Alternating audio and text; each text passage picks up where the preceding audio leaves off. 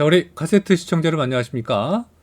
자, 여러분 구독과 좋아요, 알림 설정 많이 눌러주시고요. 광고도 30초 이상 봐주시면 대단히 감사하겠습니다. 자, 오늘도 다양한 자동차 정보 중에서 이전 시간에 한번 제공한 적이 있는데 이 BMW X7에 대한 추가적인 정보가 들어와서 한번 정보를 드리려고 이렇게 방송을 시작을 했습니다. 지금 보시는 X7 그리고 뭐 디펜더 차량이 있죠. 제가 두루두루 장시간 이렇게 경험해보고 여러 가지 정보를 공유하고 있습니다. 부족하더라도 많이 응원해 주시고 여러분. 자, 근데 X7마저도 이제 곧 페이스리프트가 진행이 됩니다. 현재 바뀐 지 얼마 안 됐지만 준비하고 착수하고 있는 그리고 위장막 차량들이 독일에서 많이 발견되고 있습니다. 일단 이 차량은 내부의 구성 요소는 크게 바뀌지 않는다는 것을 좀 확인을 했습니다. 그리고 이렇게 트렁크 공간도 광활하고 넓고요. 지금 김 PD님하고 다양한 모습을 또 촬영하고 있는 그런 입장이긴 했는데 실용성과 활용성을 극대화해놨기 때문에 모두 원터치 버튼으로 이렇게 시트를 접고 펴고 물리적으로 그리고 시트가 이렇게 접히고 뭐 이동을 할 때 앞에 사람이 앉아 계시면 그 자리는 작동이 안 되는 좀 이렇게 그 돈값하는 그런 면모를 좀 확인할 수가 있었습니다. 그리고 이 차량의 매력적인 거는요. 이렇게 6인 또는 7인 이상이 여유롭게 타서 정말 장거리에 최적화, 안락한 승차감을 보여준다는 것이죠. 트렁크 공간을 확보하고 싶으면 이렇게 버튼 하나를 눌러서 편안하게 자유롭게 이동하고 세팅할 수 있는 그런 범위가 되겠고, 시크릿 커버, 이 범위는 뭐 이렇게 탈거도 가능한 거니까 뭐 크게 불편하게 생각은 안 하셔도 될 것 같습니다. 그리고 BMW의 특징은요, 아무래도 이 한국 소비자 시장을 좀 잘 이해를 하는 것 같습니다. 좀 불편한 걸 되게 싫어하세요. 그래서 물리적이긴 하지만 때로는 전자적으로 보이지 않지만 자동에 대한 여러 가지 옵션들을 많이 넣고 가격은 다소 있습니다. 그 가격적인 측면에서 최대한 보여주기식 옵션이 좀 많다라는 걸 좀 많이 느꼈습니다. 올해 좀 차를 이용해보고 타보니까 그런 게 많이 느껴졌습니다. 숨겨져서 뭐 이렇게 깨알같이 보여주는 그런 능력보다도 차량이 이 차량 자체가 보여주기식이 좀 많은 그런 범위를 느꼈습니다. 블라인드도 이렇게 자동으로 전자식으로 원터치로 작동되는 면모가 있습니다.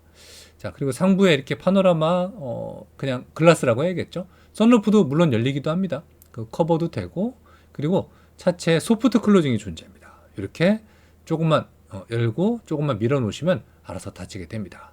완전 열리고 닫히는 기능이 있는 옵션도 있겠지만 이 친구는 그 옵션은 좀 빠진 그런 등급이 되겠습니다. X7은 아무래도 패밀리 SUV 중에 정말 아빠들의 어떤 꿈과 로망 끝판급이라고 보시면 좋을 것 같아서 그리고 제가 생각해도 그 포지션은 약간 좀 합리적인 어떤 범위에서 옵션과 가격을 제한하는 것 같아요. 사실 X7을 선택하시는 분들의 공통점은요, 많은 가족분들이 편안하게 타기로 희망하십니다. 그래서 좀 더 화려한 기능과 옵션들이 있었으면 좋겠지만 차주분 외에는 모를 수 있는 기능들이 대거 탑재되면 좀 힘들잖아요. 7 시리즈가 좀 그런 게 있거든요. 그래서 7 시리즈의 어떤 비슷한 플랫폼을 갖고 있지만 얘만에 갖고 있는 어떤 특정된 단순함이라는 게 있다라는 말씀을 드리는 겁니다. 자, 이렇게 한번 운전석 들어가 보면은 오르간 페달로 엑셀레이터가 되어 있고요. 핸들은 직경이 두껍습니다. 그리고 그리 크진 않지만 덩치 대비 좀 작은 느낌이 드는 그런 핸들을 가지고 있습니다. 반자율은 매우 능률적이고 효율적이고요. 모든 면모가 다 가죽으로 이렇게 마감이 되어 있는 범위를 많이 느낄 수가 있었습니다. 우리 카세트 시청자 여러분들 중에서 혹시 BMW X7 구매를 희망하신다면 일단 1억 5천 이상 줘야 된다는 걸 좀 참고하셔야 될 것 같고, 옵션과 뭐 여러 가지를 다 하게 되면 가격은 더 오를 수밖에 없는 것이죠. 저 전면에 있는 제가 디펜더랑 좀 비교를 한 그런 영상이 됐었습니다. 그래서 제가 타 방송 채널에도 방송을 한 적이 있는데, 어쨌든 X7은 X7만의 고유의 특징이 있기 때문에 아무리 비교를 하고 제가 저울질을 해봐도 디펜더랑은 정말 다른 느낌을 많이 자아냈습니다. 디펜더는 좀 와일드한 느낌이라 얘는 그냥 세단과 조금 고운 느낌, 뭐 고급스러운 건 둘 다 마찬가지인데 고운 느낌을 좀 많이 받아요. 자, 크리스탈로 이렇게 토글 스위치 되어 있고, 지금은 변속기 토글 스위치가 케이지 모빌리티에서 좀 많이 따라하는 좀 그런 게 있었습니다. 아무래도 이렇게 따라하다 보면은 그런 여러 가지 면모가 좀 기분 나쁠 수 있겠죠. 제조사 입장에서는. 근데 소비자 입장에서는 나쁜 것보다는 좀 기쁨적인 요즘은 좀 많기 때문에 그런 게 있었습니다. 자, 이렇게 팔걸이 쪽에 수납 공간, 그리고 냉온 컵홀더 존재하고요. 자, 미디어의 컨트롤러, 그리고 이렇게 다이얼식으로 해서 그리고 다이얼을 또 밀고 좌우로 상하로 움직이게 되면서 뭔가를 컨트롤할 수 있는 그런 범위가 되겠습니다. 물리적인 조작 버튼이 좀 많아요. 개인적으로 좀 환영할 만한 그런 범위라고 생각이 되고 잘 정리가 된 만큼 또 물리적으로 잘 추출을 해놓은 범위를 느낄 수가 있었습니다. 시트의 느낌만 보시면요. 상당히 고급스러운 나파 가죽이 존재합니다. 자, 그리고 김 PD님하고 이렇게 촬영을 하면서 많이 느껴봤지만 숨겨지는 옵션보다도 제가 앞서 말씀을 드렸듯이 드러내고 표현하는 옵션들이 좀 많기 때문에 여러 가지 뭐 한 번씩은 다 써볼 수 있는 기능들이 많이 보였다는 거죠. 반면에 벤츠 같은 경우는 그렇지는 않아요. 많이 숨겨지는 옵션들이 많이 있다라고 느껴집니다. 물론 옵션의 수는 BMW가 좀 더 많아요. 근데 BMW는 다 버튼으로 조작으로 이렇게 다 표현이 되어 있지만 벤츠는 좀 숨겨져서 소비자가 좀 찾아야 되는 그런 외모를 좀 느껴보게 됩니다. 자, 이렇게 뭔가 특정된 버튼을 눌러서 최대한 안락하게 시트를 포지션을 잡고 여러 가지 기능적인 요소들을 계속 찾아서 확인하는 그런 깨알 같은 재미가 있었고, 사실 이 X7을 찍기 전에 제가 그냥 7 시리즈를 한번 방송을 했었습니다. 740i를. 근데 둘 다 편해요. 근데 확실히 세단 좋아하시는 분 그리고 SUV 좋아하시는 분들은 분명히 호불호는 갈릴 것 같은 느낌이 들었습니다. X7을 타면서 세단 느낌을 받는다는 건 사실 거짓입니다. 세단을 타보고 X7을 타보면 답이 나오죠. 근데 그 두 어떤 포지션의 양면성을 모두 다 잡을 수는 없다라고 좀 개인적으로 느껴지기도 합니다. 그래서 그건 좀 아쉬워요. 그러나 지구상에 존재하지는 않는 것 같습니다. 뭐 컬리넌도 마찬가지고 벤틀리 말이죠. 롤스로이스도 마찬가지고. 그래서 그런 거 좀 아쉽고, 지금 보시면 도트 느낌의 점점점 보이죠. 저게 다 굉장히 독특해요. 밤에는 불이 라이트가 좀 저 포인트가 따다다다다 막 점식으로 다 들어와 있습니다. 굉장히 신기해요. 어떤 반사의 어떤 범위라고 또 느껴지기도 하고, 이렇게 안 보이는 옵션들 그리고 보이는 옵션들이 잘 적나라하게 나열된 느낌이 들고, 썬루프의 개방감 상당히 좋습니다.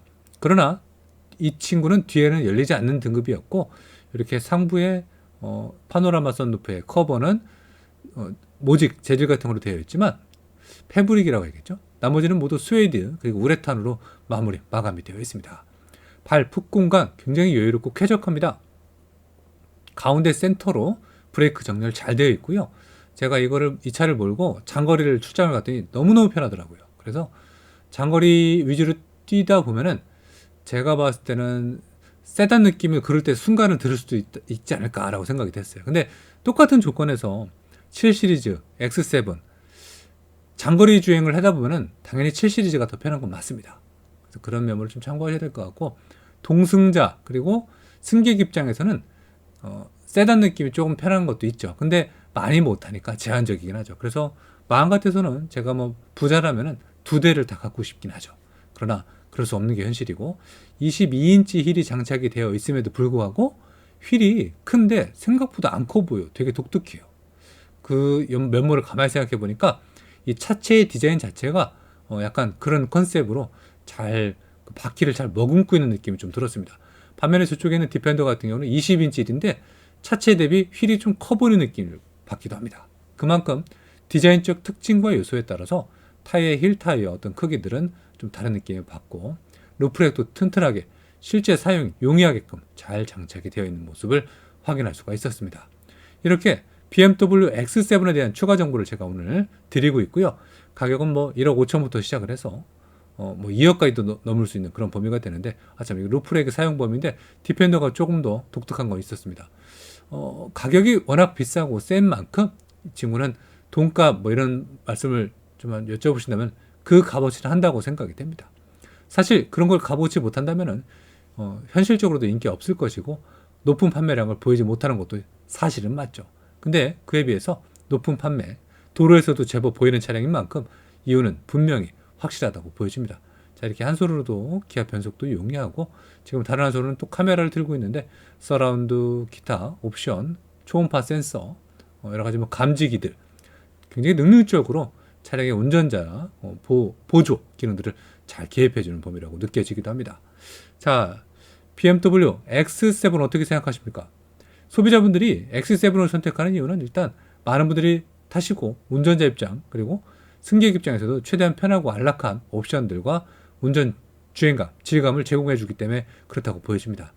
자, 우리 시청자 여러분들 BMW X7 생각하신다면 저는 적극 추천한다고 말씀을 드리고 싶네요. 김PD님과 이날 장거리 떠나고 보고 오랜 시간 주행을 해보니까 분명히 돈값을 한다고 느껴지고 생각이 됐었습니다. 자, 여러분 계속해서 제가 추가 정보 제공할 테니까 정보 계속 함께 많이 우리 찾아보자고요. 여러분 구독과 좋아요 알람 설정 많이 눌러주시고요. 혹시 안 눌렀다면 꼭 눌러주시고요. 다음 시간 또 추가 정보 제공하도록 하겠습니다. 조만간에 이제 광고 들어갈 텐데 여러분 그러면 광고도 30초 이상 봐주시는 거 잊지 마시고요. 마무리할게요 여러분. 감사합니다.